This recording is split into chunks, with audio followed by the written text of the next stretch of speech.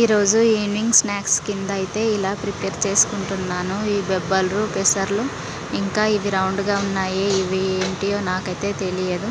మొన్న డిమార్ట్కి వెళ్ళినప్పుడు అక్కడ మిక్స్డ్ ప్యాకెట్ ఒకటి కనిపిస్తే రాంగ ఒకటి పట్టుకొచ్చుకున్నాను. ఎప్పుడైనా ఇలా చేసుకొని తింటే అప్పుడప్పుడు హెల్త్ కూడా బాగుంటుంది కదా అని చెప్పేసి.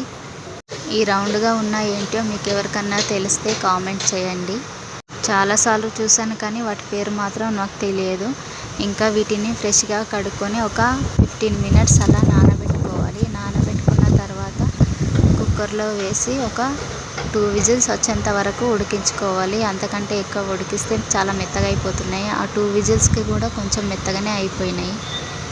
తర్వాత ఈ ఉడికిన బొబ్బలను ఇంకా సపరేట్ చేసి అందులోని ఈ రసాన్ని తీసుకోవాలి.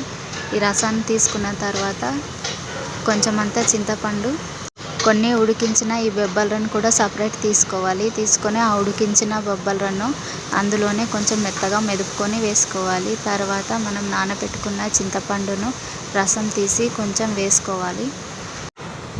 నెక్స్ట్ అందులోనే సరిపడా ఉప్పు, అల్లం వెల్లుల్లి పేస్ట్, ఇంకా మనకు కావలసినంత కారము వేసుకొని కొంచెం మరిగిన తర్వాత 3 మిరియాలు కచ్చాపక్క దంచి వేసుకోవాలి. అందులోనే కొంచెం బెల్లం కూడా వేసుకొని మరిగించిన తర్వాత ఇలా పోపు రెడీ చేసుకొని పోపుని అందులో వేసేసుకొని మొత్తం ఒకసారి కలిపేసుకోవాలి. అంతే, ఈ రసం రెడీ అయిపోతుంది. హెల్త్కి కూడా చాలా మంచిది. ఒకసారి ట్రై చేయండి, బాగుంటుంది.